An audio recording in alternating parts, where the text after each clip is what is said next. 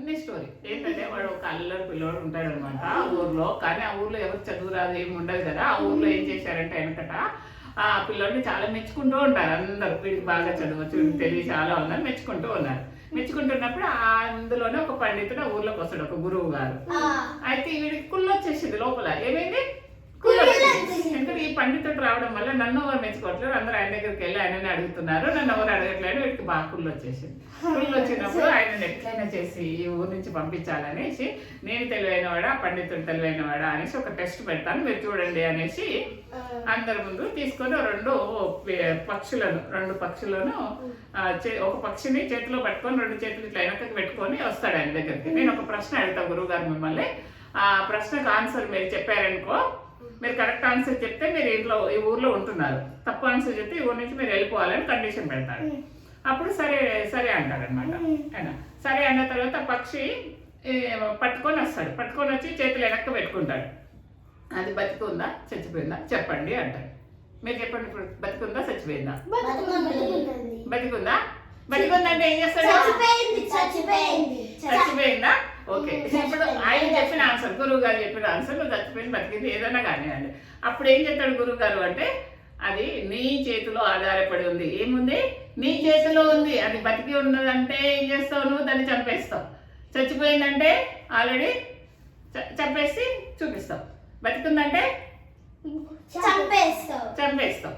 ఏది చెప్పినా కూడా ఉల్టా అయిపోతుంది అనమాట. ఎందుకు అంటే ఇప్పుడు అది బతికి ఉందంటే వదిలేసి చంపేసి చూపిస్తాడు చచ్చిపోయిందని. సపోజ్ చచ్చిపోయిందంటే వదిలేస్తాడు, అది ఎగిరిపోతాడు కదా. ఇప్పుడు ఏది అన్నా కూడా ఆన్సర్ అడి చేతిలో ఉంది. అర్థమైందా? ఏమైంది? వెనక పట్టుకొని ఉన్నాడు, బతికే ఉంది కానీ పట్టుకొని ఉన్నాడు. ఈయన ఏం చెప్తాడు గురువు గారు? చచ్చిపోయింది అన్నాడు అనుకో, దాన్ని వదిలేస్తాడు, లేచిపోతుంది. ఒకవేళ బతికి ఉంది అంటే చంపేస్తాడు. కాబట్టి ఎవరి చేతిలో? నీ చేతిలోనే ఉంది నాయన అది ఆన్సర్ అంటే వాడికి ఇంకా అర్థమైపోయింది, నేను ఆయన దగ్గర గెలవను అనేసి ఇంకా వదిలేస్తాడు. ఇంకా గురువు గారు నా తప్పు అయిపోయింది అనేసి క్షమాపణ అడుగుతాడు. ఆ కుళ్ళు ఉంది చూడు, కుళ్ళు తగ్గించుకుంటాడు. ఇంకా ఆన్సర్ అదే కదా నాన్న, చేతిలోనే ఉంది. నీ చేతిలో ఉందని చెప్పాడు కదా. నేను ఏ ఆన్సర్ చెప్తే ఆ ఆన్సర్ కి నువ్వు దాన్ని నాది తప్పయ్యేటట్టుగా నువ్వు నిరూపించి చూపిస్తావు అనేసి గురువు గారు చెప్పాడు అనమాట ఈ అబ్బాయికి. గురువు గారు ఒకవేళ చనిపోయింది అది అంటే ఏం చేసేవాడు? వదిలేసేవాడు. బతికి ఉంది అది చనిపోలేదు, నువ్వు తప్పు చెప్పేవాడు. ఒకవేళ బతికి ఉంది అంటే దాన్ని చంపేసి చూపించేవాడు కదా. అందుకే నీ చేతిలో నీ మీద ఆధారపడి ఉంది నా ఆన్సర్ అని చెప్తాడు అనమాట. ఆధారపడి ఉందని గురువు గారు ఆన్సర్ తెలివిగా ఇచ్చాడు. అప్పుడు ఇంకేం చేయలేక దాన్ని వదిలేసి ఈయన నేను కుళ్ళు పడ్డాను, ఇది తప్పు అని తెలుసుకుంటాడు అనమాట. అంతే. బాగుందా స్టోరీ? Very good. ఓకే, ఇంకొక స్టోరీ చెప్పుకుందామా? ఇంకేదైనా చెప్పండి. ఓకే, ఇంకొక స్టోరీలో ఒక బాటసారంట. బాటసారి ఏం చేస్తున్నాడు? బాటసారి అంటే వెళ్తూ ఉంటాడు, ఒక ఊరు నుండి వెళ్తూ ఉన్న ప్రయాణికుడు. వెళ్తూ ఉన్నప్పుడు ఆయనకి బాగా ఎండ కొడుతుంది అనమాట. ఎండ కొడుతూ ఉంటే సరే ఇంకా ఈ చెట్టు నీడ కింద పడుకుందాము అనేసి అనుకొని చెట్టు నీడ కింద పడుకుంటాడు. పైకి చూస్తే చెట్టుకి చిన్న చిన్న పళ్ళు ఉంటాయి. రావి చెట్టు, మర్రి చెట్టు, ఏదో ఒక చెట్టు, రావి చెట్టు అనుకుందాం. ఆ చెట్టుకి చిన్న పళ్ళు ఉన్నాయి. ఇంత పెద్ద చెట్టుకి ఇంత చిన్న పళ్ళేనా అనుకుంటాడు. ఆ తర్వాత ఇక్కడ పక్కనే ఒక తీగ పారి ఉంటుంది అనమాట. ఇంత పెద్ద గుమ్మడికాయ ఉంటుంది, దాన్ని తీగ సన్నగా ఉంటుంది, ఇంత పెద్ద గుమ్మడికాయ. అప్పుడు ఏమనుకుంటాడు? దేవుడికి ఏం తెలియలేదు, అంత పెద్ద చెట్టుకి ఇంత చిన్న కాయలు ఇచ్చాడు, ఇంత సన్న తీగకి ఇంత లావు కాయలు ఇచ్చాడు, దేవుడికి తెలియలేదు అనుకుంటాడు. ఏమనుకుంటాడు? తెలియలేదు అనుకుంటాడు. అప్పుడు ఏమైంది? ఆయన నిద్రపోతాడు మంచిగా. నిద్రపోయి లేచే వరకు బాగా 2-3 గంటలు గొరకబెట్టి నిద్రపోతాడు. లేచే వరకు ఫుల్ చెట్లు, ఆ చెట్టు అన్ని పళ్ళన్నీ రాలిపోయి ఉంటాయి వాడి మీద. అప్పుడు రాలిపోయి ఉన్నప్పుడు అప్పుడు తెలివి వస్తుంది వాడికి. దేవుడికి తెలివి ఉంది, నాకే తెలివి లేదు అంతే కదా అని అప్పుడు అనుకుంటాడు అనమాట. తెలియలేదు దేవుడికి కాదు, నాకు లేదు, దేవుడికి తెలివే ఉంది అనేసి అప్పుడు తెలుస్తుంది వాడు. అంతే కదా, మనం కూడా అప్పుడప్పుడు అట్లే అనుకుంటాం కదా. అవునా? బాగుందా? అంతే. ఇంకా ఇలా చాలా స్టోరీస్ ఉన్నాయి మనం చెప్పుకోవాలంటే ఎప్పుడెప్పుడు. మీరు ఎంజాయ్ చేస్తున్నారా స్టోరీస్ తోని? ఇంకొక స్టోరీ. ఓకే, అంతా మన మంచిగా స్టోరీ చెప్పుకుందాం. అంతా మన మంచిగా, ఏం జరిగినా కూడా మన మంచిగా అనేది. ఒక రాజు అంట భటులను మంత్రిని అందరిని తీసుకొని వేటకెళ్తారు. వేటాడటమే కదా రాజుల పని. వేటకెళ్తారు. వేటకెళ్ళినప్పుడు వేటాడడంలో భాగంగా ఆయన ఏళ్ళు కట్ అయిపోయిందంట. అంటే బాణం తగ్గుతుంది కదా, అది కట్ అయిపోయింది. కట్ అయిపోతే మంత్రి గారు ఈయన బాధపడుతూ ఉంటాడు, నా ఏళ్ళు కట్ అయిపోయింది, మళ్ళీ రేపటి నుంచి వేటాడడం కష్టము అనేసి చాలా ఫీల్ అవుతాడు. ఫీల్ అయితే రాజు గారికి ఏమో తత్వబుద్ధి ఉన్నదనమాట. అందుకని తత్వబుద్ధి అంటే మంచి నాలెడ్జ్, ఆధ్యాత్మిక నాలెడ్జ్, స్పిరిచువల్ నాలెడ్జ్ ఉంటుంది. పర్వాలేదు రాజుగారు, మీరు అంత బాధపడదు, ఏలే కదా కట్టని ప్రాణం పోలే కదా, ఏం బాధపడకండి అనేసి చెప్తే మంత్రి గారు అలా అంటే రాజుకు చాలా విపరీతమైన కోపం వచ్చింది. మంత్రి పైన కోపం వచ్చి ఏం చేశారు, ఆయన తీసుకొని జైల్లో పెట్టేశారు. ఎందుకంటే రాజుకు దెబ్బ తగిలితే నువ్వు బాధపడాలని నువ్వు ఏం కాదు ఊరుకోమంటావా నువ్వు అనేసి ఆయన తీసుకొని జైల్లో పెట్టేశాడు.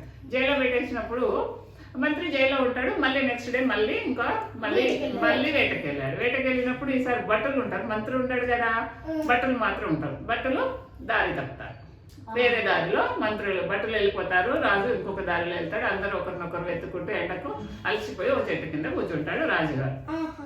కూర్చున్నప్పుడు ఆ ఊర్లో అడవిలో కోయదొరలు ఉంటారు, మీకు ఐడియా ఉందా? అంటే వాళ్ళు వేరే ట్రైబ్స్ ఉంటారు. వాళ్ళకు ఒక ఆచారం ఉంటుంది, గ్రామ దేవత పూజలు చేసే ఆచారం ఉంటుంది. ఆ పూజలు వాళ్ళకు ఆ టైం పండగ వచ్చిందన్నమాట. ఆ టైంలో మనిషిని నరబలి ఇవ్వడం వాళ్ళ ఆచారంలో, మనిషిని బలి ఇవ్వాలి. అప్పుడు అంతా అక్కడ చూస్తే ఈయన కనిపించాడు, రాజు కనిపించాడు. ఎందుకంటే మఫ్టీలో ఉన్నాడు రాజు వేషంలో పోడు కదా, వేటకెళ్ళినా నార్మల్ డ్రెస్ లో వెళ్ళాడు. ఆయన పట్టుకున్నారు, తీసుకెళ్లారు, మంచిగా అలంకరించారు, ఫుల్గా పూల దండలు వేసేసి మంచిగా కొత్త బట్టలు వేసేసి మంచిగా రెడీ చేశారు. రెడీ చేశారు. బలి ఇవ్వాలి, అమ్మగారికి బలి ఇవ్వాలంటే అమ్మవారికి ఇచ్చేటప్పుడు బలి ఇచ్చేటప్పుడు వాళ్ళు ఎట్లా రెడీ చేయాలో అంత బాగా స్నానం పోసి అంతా రెడీ చేసి తీసుకుపోతారు, బలి దగ్గర తీసుకుపోయారు. భాష కూడా రాదు కదా, ఈ రాజుగారు చెప్పిన రాజు అన్నారో వాళ్ళకి తెలియదు, ట్రైబల్స్ వేరే లాంగ్వేజ్ ఉంటుంది కదా. అప్పుడు వాళ్ళు తయారు చేసి వాళ్ళ ఊరు పెద్ద ఒక ఆయన ఉంటాడు, ఆ ట్రైబల్స్ కి ఊరు పెద్ద ఉంటాడు కదా, వాళ్ళకి లీడర్ అనుకో. ఆయన వచ్చి లాస్ట్ ఇంకా ఫైనల్ గా బలి ఇచ్చే ముందటే ఈయన పరీక్షించి చూస్తాడు, పరిశీలిస్తాడు, ఆ బాడీ అంతా పరిశీలిస్తాడు. చూస్తే ఏం కట్ అయింది, వీడికి అవయవాలు లేవు, సరిగా సంపూర్ణంగా లేదు ఈ బాడీ, ఇది అమ్మవారికి ఇవ్వడానికి పనికి రాదు. ఎందుకంటే పూర్తి బాడీ మంచిగా ఉన్న వాళ్ళని అమ్మవారికి ఇవ్వాలి, ఇట్లా ఉంటే ఇవ్వము, వదిలేయండి రావాన్ని అని చెప్తాడనమాట ఈ గురువు గారు. అప్పుడు ప్రాణభయంతో అరిచేతిలో పెట్టుకొని ప్రాణాలు పరిగెత్తుకొచ్చి మంత్రిని జైల్లో నుంచి విడిపించి తీసుకొచ్చేస్తారు. మంత్రి గారు, మీరు చెప్పింది కరెక్ట్ అయ్యింది, మీరు ఆ రోజు నాకు నా ఏం కట్ అయిపోతే బాధపడకండి, మీరు బాధపడకండి, ఏం కాదు, మన మంచికే అని చెప్పారు కదా, అందుకని మాకు నా ప్రాణం కాపాడుకున్నా నేను వచ్చేసాను అనేసి అంటే, పర్వాలేదు రాజుగారు, మన మంచిగా, నేను అనవసరంగా జైల్లో పెట్టానని నేను ఫీల్ అవుతాడు అనమాట రాజుగారు.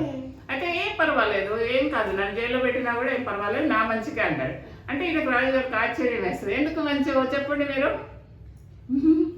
రాజుగారు కూడా మంచి అయింది, ఎందుకు మంచి అయింది? ఎందుకంటే మంత్రి లేకపోతేనే ఆయనకు అబద్ధం వచ్చింది. అట్లా కాదు, ఒకవేళ మంత్రి ఉంటే మంత్రి నార్మల్ డ్రెస్ లో ఉంటారు కాబట్టి కోయిదొరలు రాజు కాకుండా మంత్రిని తీసుకెళ్లి బలిస్తారు. ఇప్పుడు మంత్రి గారు అది కరెక్ట్. మంత్రి గారు ఏమంటాడు, ఈయనకంటే ఏళ్ళు కట్ అయిపోయింది కదా, నీకు పూర్తి బాడీ పార్ట్స్ లేవు కాబట్టి నేను వదిలేశాను, నాకు పూర్తి బాడీ పార్ట్స్ ఉన్నాయి కదా, పూర్తి బాడీ పార్ట్స్ ఉన్నాయి కాబట్టి నన్ను ఇచ్చేవాళ్ళు. మరి ఎవరిని ఇచ్చేది? ఆయన వదిలేసి నన్ను ఇచ్చేవాళ్ళు. అందుకని నన్ను జైల్లో పెట్టడం నాకు మంచి అయింది, మీకు ఏళ్ళు కట్టవడం మీకు మంచిదైంది, మీ ప్రాణం ఆ రోజు కాపాడబడింది, నన్ను జైల్లో పెట్టడం వల్ల నా ప్రాణం కాపాడబడింది.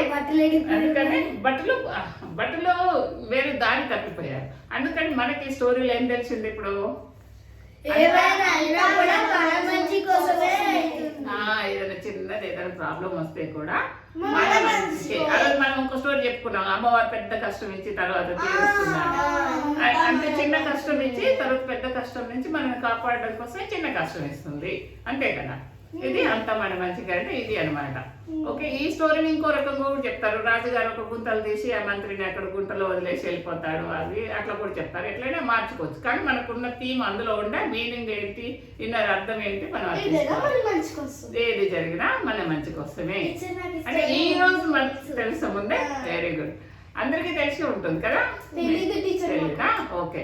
అంటే ఇప్పుడు ఎప్పుడైనా సరే ఒక రోజు ఫస్ట్ మనకి ఏదో అక్కడ ఏదో ప్రాబ్లం ఉన్నట్టుగా మంచిగా లేనట్టు అనిపిస్తుంది. రేపు పొద్దున కానీ మంచి జరిగే ఛాన్స్ ఉంటుంది అనమాట. ఏం జరిగినా అంతా మనం అందులో నుంచి గుణపాఠం నేర్చుకుంటాం కదా. ఏదైనా బ్యాడ్ థింగ్ జరిగినప్పుడు అవునా, లెసన్ నేర్చుకుంటామా లేదా? మనం నేర్చుకుంటామా? అదే నేర్చుకుంటాం. కాబట్టి ఏదైనా అంతా మన మంచికి అనేదాన్ని మనం గుర్తుపెట్టుకోవాలి. పెద్దగా అయినాక కూడా మీరు గుర్తుపెట్టుకోండి. ఏదైనా ప్రాబ్లం వచ్చినప్పుడు అంతా మన మంచిగా అనే స్టోరీ గుర్తుపెట్టుకోండి. ఓకేనా? నేనైతే అదే గుర్తుపెట్టుకుంటా. మాకు మాస్టర్ గారు చెప్పారు, మేము ఎప్పుడు చిన్నప్పుడు నేను అదే గుర్తుపెట్టుకుంటా. ఓకే, దాన్ని చెప్పండి. సర్వేజన సుఖినో భవంతు.